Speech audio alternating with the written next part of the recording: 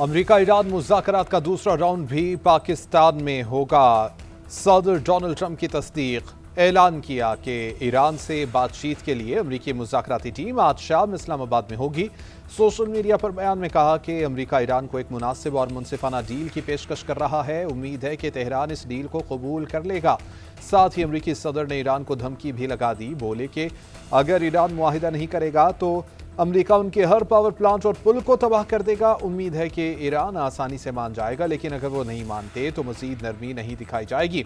ان کے لیے اعزاز کی بات ہوگی کہ وہ ایران کے ساتھ وہ کریں کہ جو پچھلے 47 سال میں کسی امریکی صدر نے نہیں کیا۔ وقت آ چکا کہ ایران کی کلنگ مشین کو ختم کیا جائے۔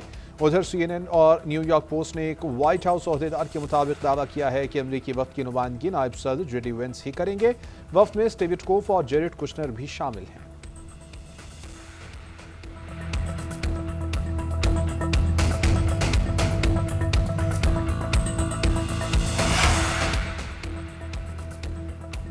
ایران کی جانب سے مذاکرات کے دوسرے دور میں شرکت کی تصدیق نہ ہو سکی۔ ایرانی نائب صدر رضا محمد عارف کہتے ہیں کہ مذاکرات تبھی کریں گے جب دوبارہ حملہ نہ ہونے کا وعدہ کیا جائے۔ آبنائے ہرمز کی بندش کے بعد ایران کے دشمن اب مذاکرات کی بھیک مانگ رہے ہیں۔ ادھر ایران کی سپریم نیشنل سیکیورٹی کونسل کا کہنا ہے کہ پاکستان کی حالیہ ثالثی کوششوں کے بعد امریکہ سے ایران کو نئی تجاویز ملی ہیں۔ جائزہ لینے کے بعد باضابطہ جواب دیا جائے گا۔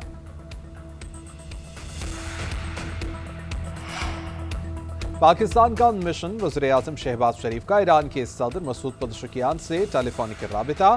45 منٹ جاری رہنے والی گفتگو میں دو طرفہ تعلقات اور خطے کی صورتحال پر تفصیلی تبادلہ خیال کیا گیا۔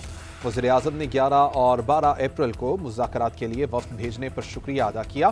شہباز شریف نے دورہ سعودی عرب، ترکیہ اور قطر کے بارے میں بھی اعتماد میں لیا۔ کہا یہ روابط پائیدار امن کے لیے، مذاکرات اور سفارتکاری کے لیے انتہائی اہم ہیں۔ وزیر اعظم کا فیلڈ مارشل عاصم منیر کے دورہ تہران کے دوران ایرانی قیادت کے ساتھ ہونے والی بات چیت پر اظہار تشکر، بولے خطے میں امن و استحکام کے فروغ کے لیے اپنی مخلصانہ اور سنجیدہ کوششیں جاری رکھیں گے۔ وزیر اعظم کا ایرانی سپریم لیڈر مجتبیٰ خامنائی کے لیے نیک تمناؤں کا اظہار۔ صدر پزشکیان نے وزیر اعظم اور فیلڈ مارشل کا امن کی کوششوں میں پاکستان کے مضبوط عزم پر شکریہ ادا کیا۔ کہا امید ہے کہ ایران پاکستان تعلقات آنے والے دنوں میں مزید مستحکم ہوں گے۔ امریکہ سے مذاکرات میں پیش رفت ہوئی ہے، لیکن ابھی کچھ بنیادی نکات پر اتفاق باقی ہے۔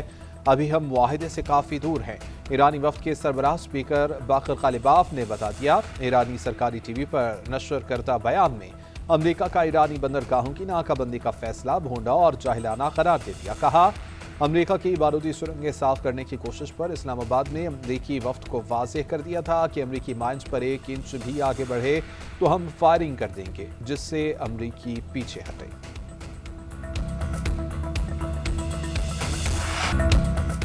امریکی صدر ڈونلڈ ٹرمپ کا کہنا ہے کہ ایران نے آبنائے ہرمز میں گولیاں چلا کر جنگ بندی کی خلاف ورزی کی۔ ایران ہمارا نہیں، اپنا نقصان کر رہا ہے۔ تہران جانتا نہیں، لیکن امریکہ کی مدد کر رہا ہے۔ بندرگاہوں کی بندش کی وجہ سے ایران کو $5 کروڑ کا نقصان ہو رہا ہے۔ ایران امریکہ کی مدد کر رہا ہے لیکن جانتا نہیں ہے۔ بہت سارے جہاز اب امریکہ میں ٹیکساس، لوزیانا اور الاسکا کی طرف جا رہے ہیں۔ یہ سب پاسداران انقلاب کی وجہ سے ہوا، جو ہمیشہ خود کو سخت جان ثابت کرنا چاہتے ہیں۔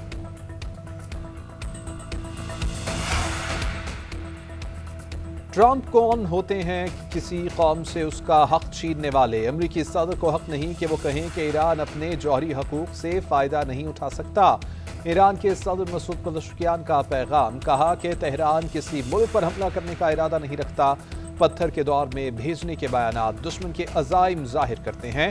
ایران نہ جنگ بڑھانا چاہتا ہے، نہ اس نے کوئی جنگیں اور تنازعات شروع کیے۔ ایران اپنے دفاع کا قانونی اور جائز حق استعمال کر رہا ہے۔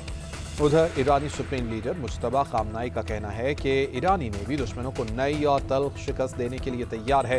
کچھ طاقتیں ایران کو تقسیم کرنا چاہتی ہیں۔ پہلوی کی باقیات اور امریکہ کی سازش کو ناکام بنا کر ایرانی فوج نے تاریخ رقم کی۔ راولپنڈی میں سیکیورٹی ہائی الرٹ، اہم شاہراہوں پر پولیس کی اضافی نفری تعینات۔ اسلام آباد میں ریڈ زون اور ایکسپریس وے ہر قسم کی ٹریفک کے لیے بند۔ وفاقی دارالحکومت میں ہیوی ٹریفک کا داخلہ بھی بند۔ راولپنڈی میں پبلک گڈز اور بین الاضلاعی ٹرانسپورٹ تحکم ثانی معطل۔ فیض آباد، پیر بدھائی اور 26 نمبر چونگی پر بس اڈے بھی بند کر دیے گئے۔ तजारती मराकज़ बंद। इस्लामाबाद की कॉमर्स यूनिवर्सिटी और बैनुल अक़वामी इस्लामिक यूनिवर्सिटी में आज से क्लासेस भी ऑनलाइन कर दी गईं। मिड टर्म इंतखाबात मुल्तवी।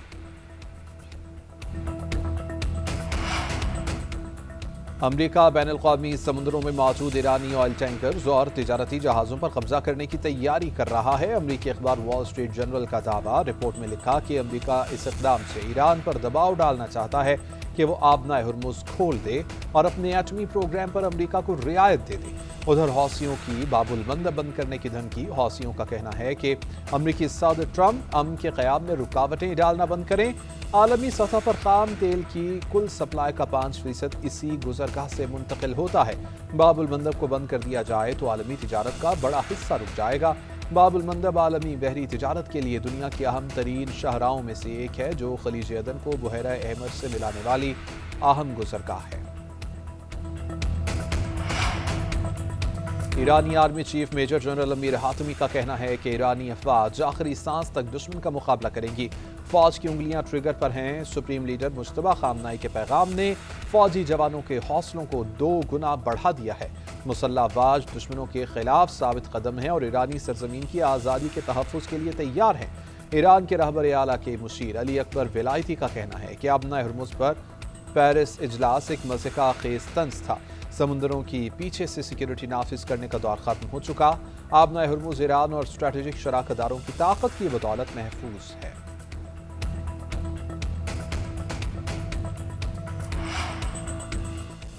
रूस ने ईरान से अफजूदा यूरेनियम की मुंतकिली में मदद की पेशकश कर दी। रूसी जौहरी तवानाई इदारे के सरबराह एलेक्सी लेखाचोव का कहना है कि रूस ईरान से अफजूदा यूरेनियम की मुंतकिली में मदद के लिए तैयार है। ईरान से अफजूदा यूरेनियम की मुंतकिली में किरदार अदा करने पर गौर कर रहे हैं। तकनीकी मसाइल के साथ अमरीका ईरान में एतमाद का फुकदान एक बड़ा मसला है।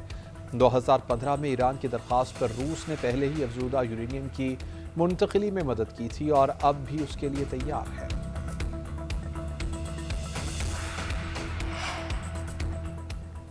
सऊदी वज़ीर ख़ारजा शहज़ादा फैसल बिन फरहान का अमरीकी वज़ीर ख़ारजा मार्को रूबियो से टेलीफोनिक राबिता। सऊदी मीडिया के मुताबिक खित्ते की सूरत हाल, आबनाए हुर्मुज़ और लबनान में जंग बंदी को बरकरार रखने पर तबादला ख्याल। उधर मुत्तहिदा अरब अमारात का आबनाए हुर्मुज़ को मुकम्मल और गैर मशरूत तौर पर खोलने का मुतालबा। वाशिंगटन में बैनुल अक़वामी मुआशी कॉन्फ्रेंस में अमाराती वज़ीर मुमलिकत ने कहा कि आबनाए हुर्मुज़ पर किसी एक मुल्क का कंट्रोल नहीं होना चाहिए। अमरीका में 10 साल में मजीद $1.4 ट्रिलियन की सरमायाकारी का भी ऐलान।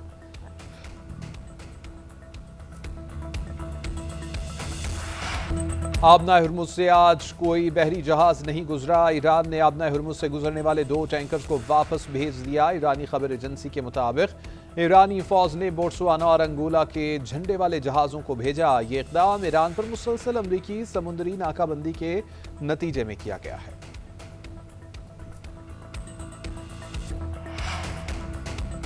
आलमी अमन के लिए पाकिस्तान की काविशों की आलमी सतह पर पजीराई। नायब वज़ीर आज़म इसहाक़ डार के ईरानी, मिस्री और कैनेडियन वज़राए ख़ारिजा से टेलीफोनिक राबिते। अमरीका और ईरान के दरमियान बातचीत के अगले दौर की कामयाबी की उम्मीद का इजहार। अमन, सलामती और मुस्बत रवाबत के लिए पाकिस्तान के अज़्म का इयादा किया गया। पोलैंड के वज़ीर ख़ारिजा से भी टेलीफोनिक बातचीत। इलाक़ाई और आलमी सूरत हाल पर तफसीली तबादला ख्याल। पोलैंड का पाकिस्तान की सफारती कोशिशों का एतराफ़। ईरान अमरीका सीज़ फायर में पाकिस्तान के किरदार को सराहा।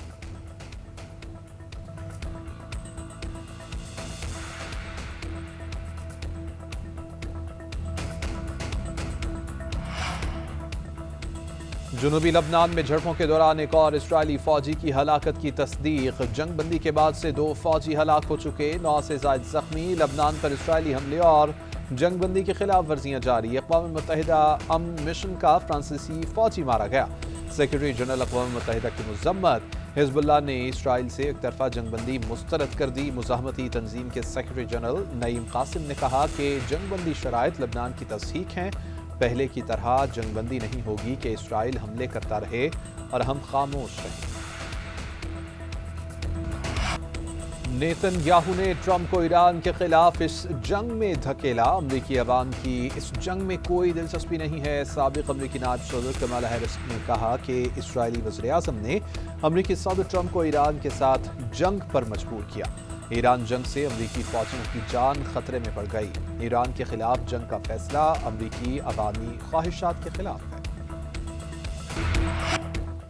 پاکستان نے امریکہ اور ایران کو پہلی بار ایک میز پر بٹھا دیا۔ اسلام آباد میں بات چیت کے دوران کئی بار گرما گرمی ہوئی۔